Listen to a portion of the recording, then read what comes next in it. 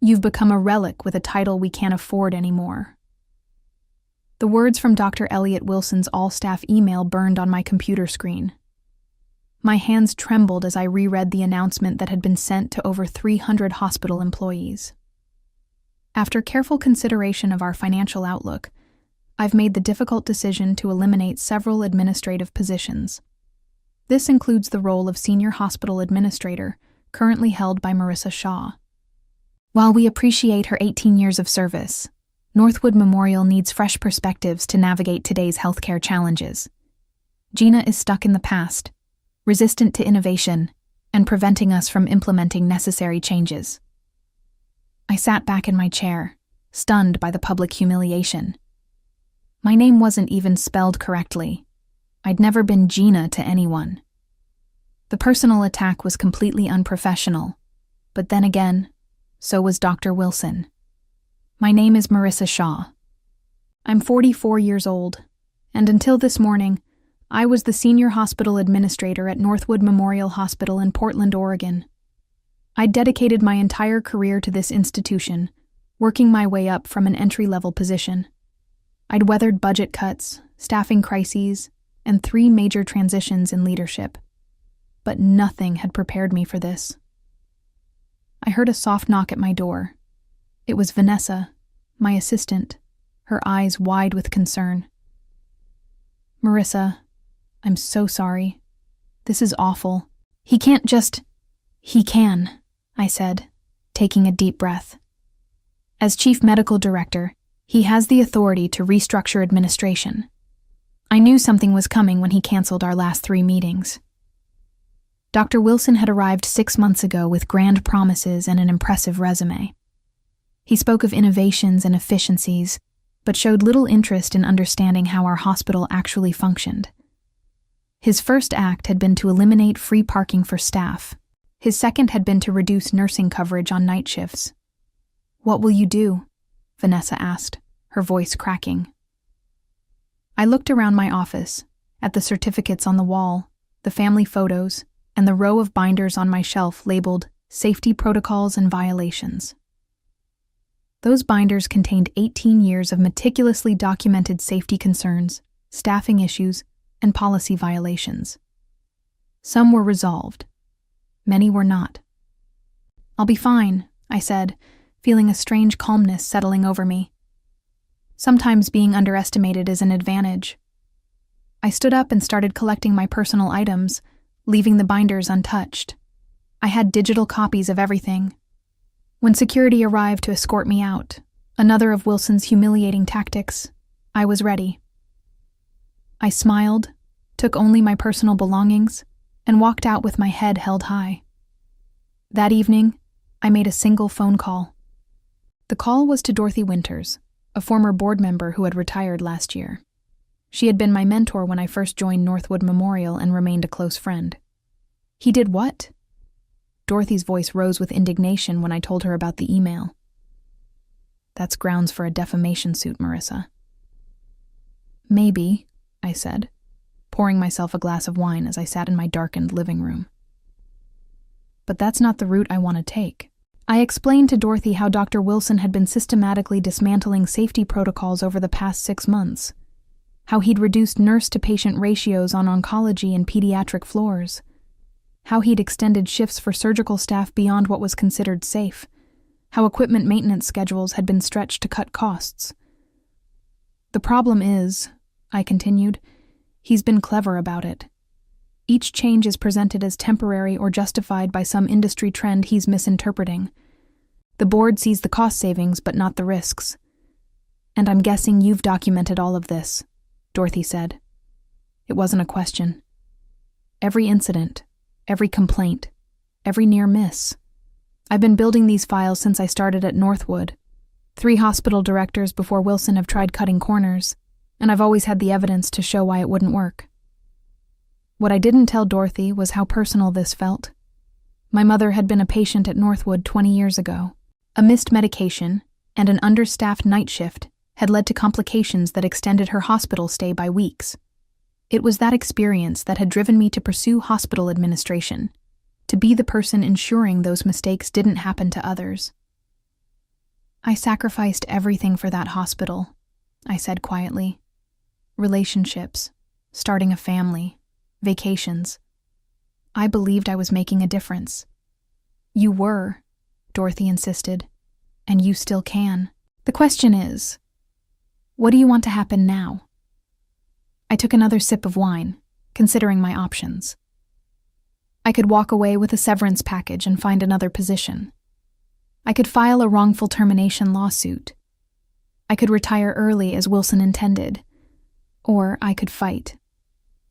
I want to protect the patients, I said finally, and the staff who are being pushed to their limits, but I need to be strategic about this. Smart, Dorothy agreed. Wilson has the board's ear right now, but that can change quickly if the right information comes to light. I glanced at my laptop, thinking of the files I'd been maintaining.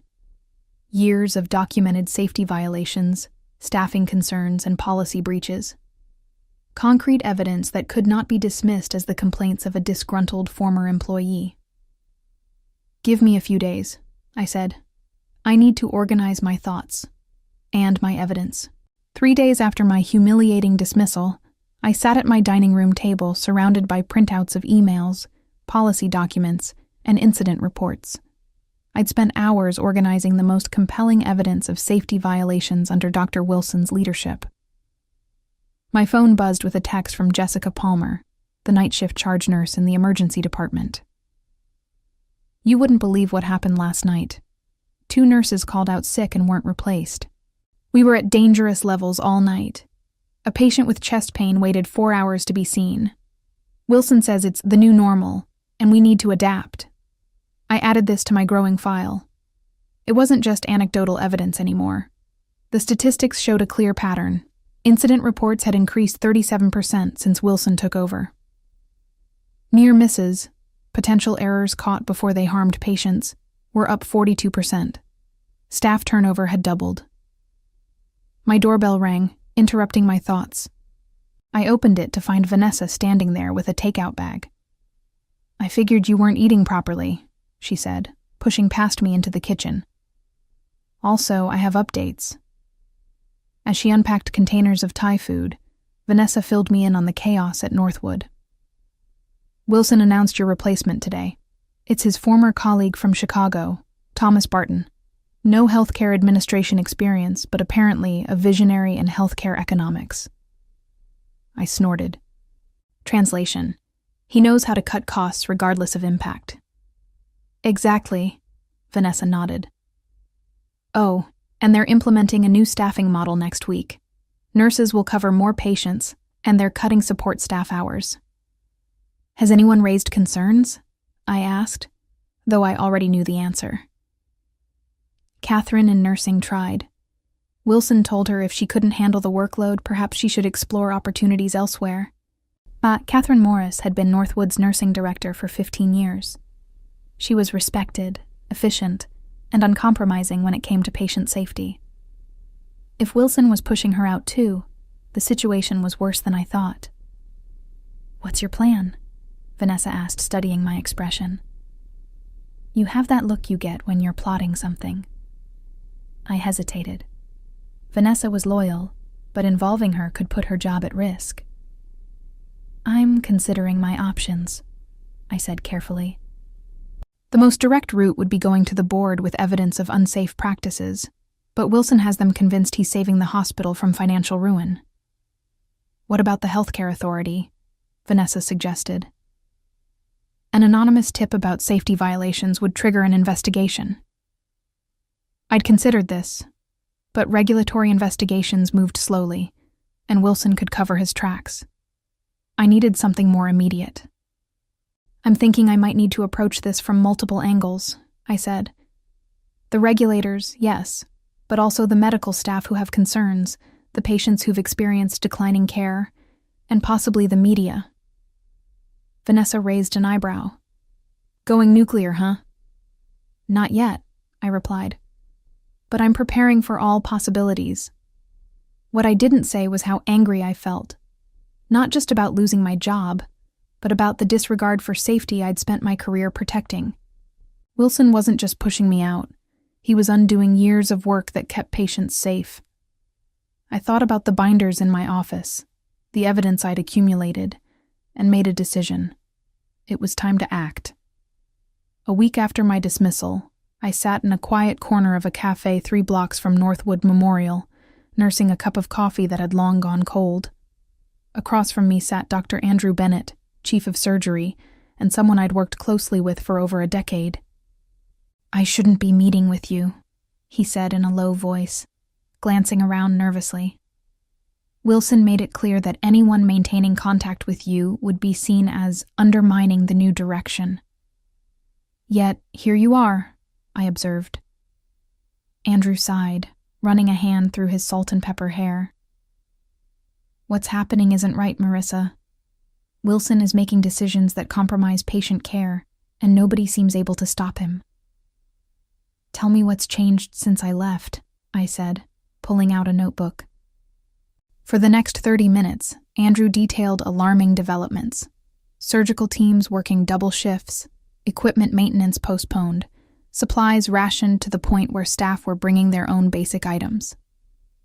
Most concerning was the new streamlined patient discharge process that prioritized freeing up beds over ensuring patients were ready to go home.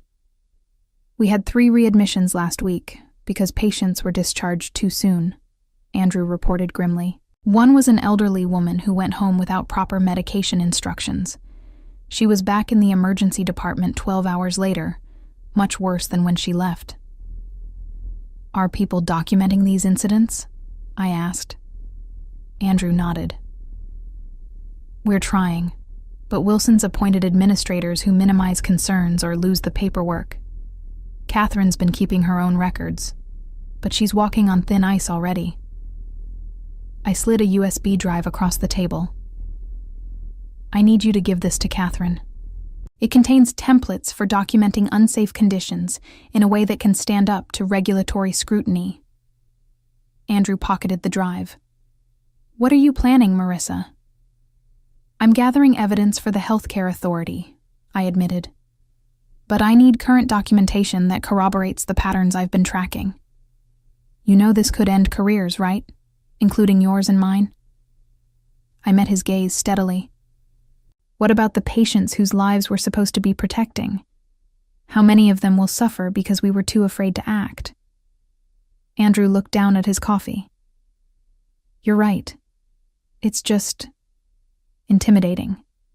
Wilson has the board wrapped around his finger. He's promising financial miracles. Financial miracles usually come at a cost," I pointed out. "In this case, patient safety." "I'll help," Andrew decided. "But be careful. Wilson's more connected than you think. His brother-in-law is on the hospital association board, and he's got friends at the state level. That was information I hadn't known, and it complicated matters. If Wilson had allies in regulatory bodies, my complaints might be buried or dismissed." As we parted ways, Andrew caught my arm. "There's something else you should know. Wilson's been telling people you were fired for incompetence, that you mismanaged budgets and falsified staffing reports. He's essentially blaming the hospital's financial problems on you." The accusation hit me like a physical blow. Not only had I been humiliated and pushed out, but now my professional reputation, built over 18 years of dedicated service, was being systematically destroyed. "Thanks for telling me," I managed, struggling to keep my voice steady. Walking back to my car, I felt a surge of anger unlike anything I'd experienced before. Wilson wasn't just endangering patients. He was attacking my integrity, my life's work. The gloves needed to come off. When I reached my car, I made a decision. It was time to involve someone I'd been hesitant to contact. James Lloyd, an investigative reporter who had covered healthcare issues for the Portland Tribune. He'd reached out to me years ago about a story on hospital administration, and I'd declined to comment. I found his card in my contacts and sent a text. "We should talk. I have information about patient safety risks at Northwood Memorial." His response came almost immediately. "Been waiting for this call. When and where?" James Lloyd was younger than I expected, probably in his early 30s, with intense eyes behind wire-rimmed glasses. We met at a park far from the hospital, where I laid out my concerns about Northwood under Wilson's leadership. "I've heard rumors," James admitted, recording our conversation with my permission. "Staffing complaints, unusual turnover rates, but without someone on the inside, it's hard to verify." "I've got more than rumors," I said, handing him a folder. "These are redacted copies of incident reports from the past 6 months. They show a clear pattern of increased safety risks correlating directly with Wilson's policy changes." James flipped through the documents, his expression growing more serious with each page. "This is concerning, but Wilson could argue these are isolated incidents, or the result of system-wide healthcare challenges. That's why I've also compiled these." I pulled out a second folder containing statistical analyses. "These show that while similar hospitals in our region maintained consistent safety metrics, Northwood's have declined dramatically since Wilson's arrival." James whistled softly. "You really did your homework." 18 years of homework," I corrected. "I've been tracking these patterns through multiple administrations. The difference is that previous directors listened when presented with evidence. Wilson fired me instead." "Why go public now? Why not take this directly to the board?" It was a fair question, and one I'd asked myself repeatedly. The board hired Wilson specifically to cut costs. They're seeing the financial improvements without understanding the safety trade-offs, and Wilson has convinced them I'm incompetent and bitter. James nodded slowly. "So, you need public pressure to force their hand." "Exactly. Once patients and the community understand what's happening, the board will have to act, regardless of Wilson's connections." "This is a solid story," James said. "But you should know what you're getting into. Wilson won't take this lying down. He'll attack your credibility, your motives." "He's already doing that," I pointed out. "At least this way, the truth gets told." As James packed up the documents, promising to verify my claims independently, I felt an unexpected twist of doubt. Was I doing this for the right reasons? Was it about patient safety, or was it about my wounded pride? The answer came to me as James asked one final question. "What's your best case outcome from this?" Without hesitation, I replied, "That Northwood returns to prioritizing safe, quality care over cost-cutting. Whether I'm part of that future or not is secondary." That evening, I received an unexpected call from Dorothy. "Wilson's making moves," she said without preamble. "He's been calling board members individually, telling them you're planning to sue the hospital for wrongful termination. He says you're fabricating safety concerns to strengthen your case." My stomach dropped. "That's not true. I have no plans to sue." "I know that, but they don't. He's poisoning the well before you can even approach them." This was a development I hadn't anticipated. Wilson was more strategically minded than I'd given him credit for. "There's more," Dorothy continued. "He's expediting his cost-cutting plans, implementing them all at once rather than gradually. It's like he knows a storm is coming and wants to secure as many changes as possible." That meant he suspected I was gathering evidence. Perhaps he'd been warned about my meeting with James. Or maybe Andrew's conversation with Catherine had been discovered. "What should I do?" I asked, suddenly feeling out of my depth. "Stay the course," Dorothy advised, "but be prepared for things to get ugly.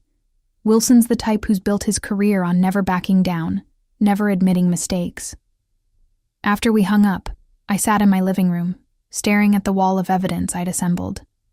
I'd planned to move methodically, building my case before making it public. But Wilson was accelerating his timeline, which meant I needed to accelerate mine. I texted James, "How quickly can you run the story?" The headline appeared 3 days later. "Patient safety concerns plague Northwood Memorial Hospital." James had worked quickly, verifying my claims with other staff members and comparing Northwood's safety metrics with state averages.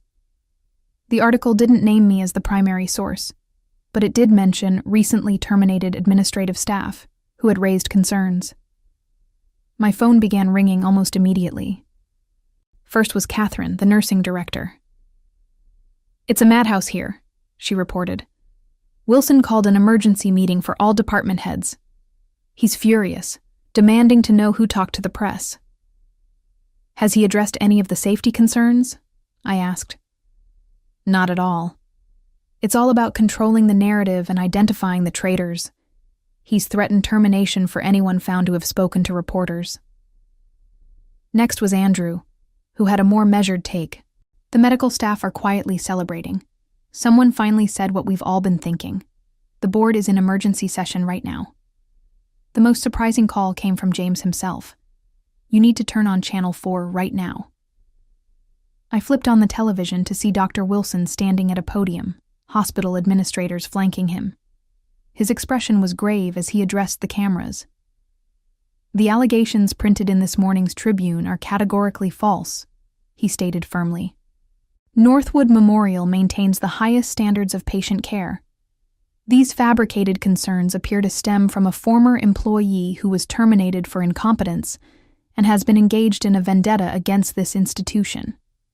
He went on to describe me, not by name but clearly identifiable, as disgruntled, resistant to necessary change, and willing to damage the hospital's reputation out of spite. "We have retained legal counsel," Wilson continued, "and will be exploring our options regarding this defamatory article." I muted the television, my heart racing. He was attacking me publicly, questioning my integrity and professionalism. "You've got him running scared," James said over the phone. "But this is just the beginning." "What happens next?" I asked. "Next is when things get interesting." The state healthcare authority contacted me after the article ran. They want to see all the documentation. This was faster than I'd expected. Typically, regulatory bodies moved at a glacial pace, but perhaps the public nature of the allegations had forced their hand. "I have copies of everything ready to go," I told him. "But what about Wilson's legal threats?" "Standard intimidation tactics," James dismissed. "The Tribune's lawyers reviewed every word before publication. Everything's factual and properly sourced." I wasn't so easily reassured. Wilson had resources and connections I didn't. While I'd been meticulous in my documentation, I knew how facts could be twisted, how narratives could be shaped to villainize whistleblowers. Later that afternoon, I received an anonymous email from a Northwood email address. "Check patient readmission reports for oncology over the last 2 months. Pattern of premature discharges followed by complications. Wilson personally approved new discharge protocols despite multiple objections from oncologists." This was exactly the kind of specific, verifiable information that could strengthen the case against Wilson. I forwarded it to James, who promised to follow up. By evening, news vans were parked outside Northwood. The local healthcare workers' union had issued a statement supporting the Tribune's investigation and calling for a full review of the hospital's safety protocols. Patient advocacy groups were demanding answers. What had started as my private collection of documentation had snowballed into a full public reckoning. As I watched the coverage, I felt a strange mix of vindication and anxiety. I'd wanted to protect patients and hold Wilson accountable, but I hadn't anticipated how quickly things would escalate or how personal the attacks would become. This was no longer just about my career. It was about the future of Northwood Memorial and the safety of countless patients. And despite Wilson's counteroffensive, I knew I had one critical advantage. The truth was on my side.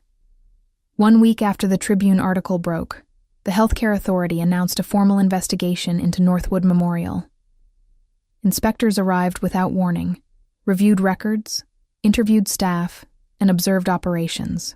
Wilson was noticeably absent during their 3-day visit, represented instead by nervous administrators who struggled to answer pointed questions about staffing ratios and safety protocols.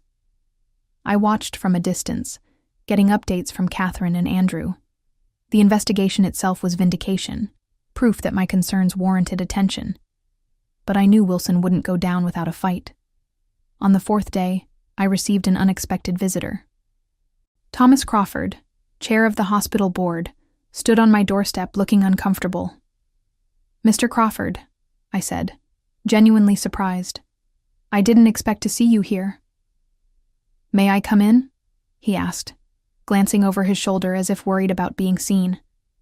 I led him to my living room, where my wall of evidence was still displayed. He stared at it for a long moment before speaking. "The board has received the preliminary findings from the Healthcare Authority," he said gravely. "They're concerning. Significant safety violations, potential regulatory actions, possible fines." He paused. "They specifically cited decisions made under Dr. Wilson's leadership." I waited, sensing there was more. "We've also discovered financial irregularities," he continued. "Consulting fees paid to companies connected to Wilson's family members. Questionable equipment purchases from vendors where he holds interests." This was a revelation I hadn't anticipated. My focus had been entirely on safety violations, not financial impropriety. "The board has called an emergency session for tomorrow," Crawford said. "Wilson has been placed on administrative leave pending a full review." He looked at me directly. "We'd like you to attend the meeting, to discuss next steps." I'd imagined many outcomes when I began this process, but reinstatement had never been one of them. I'd assumed my career at Northwood was over, regardless of how things played out with Wilson. "Are you asking me to return?" I clarified. Crawford nodded. "The board recognizes we made a serious error in judgment, both in hiring Wilson and in allowing your termination. Your knowledge of the hospital's operations is exactly what we need right now." The board meeting was tense, with members clearly divided on how to proceed. Some, including Crawford, acknowledged the errors in judgment regarding Wilson. Others were still defensive, suggesting the problems had been exaggerated. Wilson himself was absent, represented by an attorney who made vague statements about differences in management philosophy and misunderstandings about policy changes.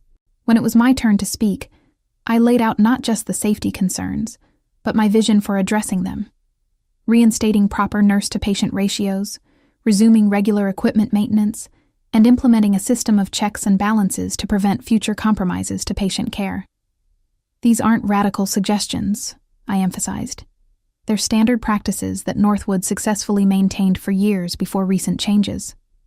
Yes, they have costs, but so do readmissions, complications, and regulatory fines."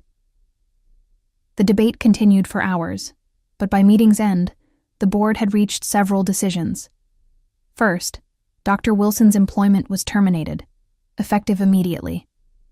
Second, I would be reinstated as senior hospital administrator, with an expanded role overseeing safety compliance. Third, an independent audit would review all policy changes implemented in the past 6 months, with immediate reversal of any that compromised patient care. As the meeting concluded, James Lloyd's story hit the online edition of the Tribune. Healthcare Authority confirms safety violations at Northwood. Director removed. The article detailed not just the safety concerns, but also the financial irregularities discovered during the investigation. Walking out of the boardroom, I felt a complex mix of emotions: satisfaction that patient safety would be restored, relief that my professional reputation had been vindicated, but also awareness of the damaged relationships and trust that would need rebuilding. Catherine met me in the hallway, a tentative smile on her face. "Welcome back," she said simply.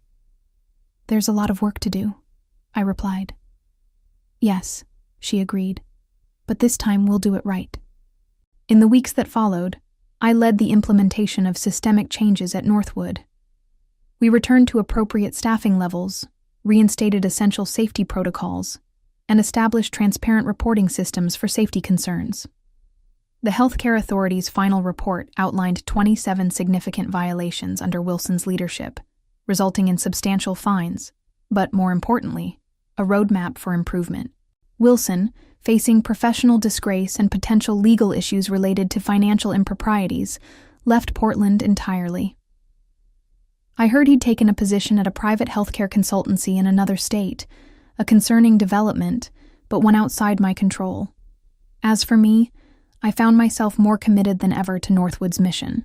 The experience had reminded me why I'd entered healthcare administration in the first place: not for power or prestige, but to ensure that patients received the safe, quality care they deserved. 1 year after my early retirement and subsequent return, I stood in the hospital lobby unveiling a new patient safety initiative. Looking at the assembled staff, many of whom had risked their jobs to speak truth about unsafe conditions, I felt profound gratitude. My meticulous documentation had provided the ammunition, but their courage had made victory possible. We had transformed a potential tragedy into an opportunity for renewal, proving that sometimes the best revenge isn't punishment, but reform.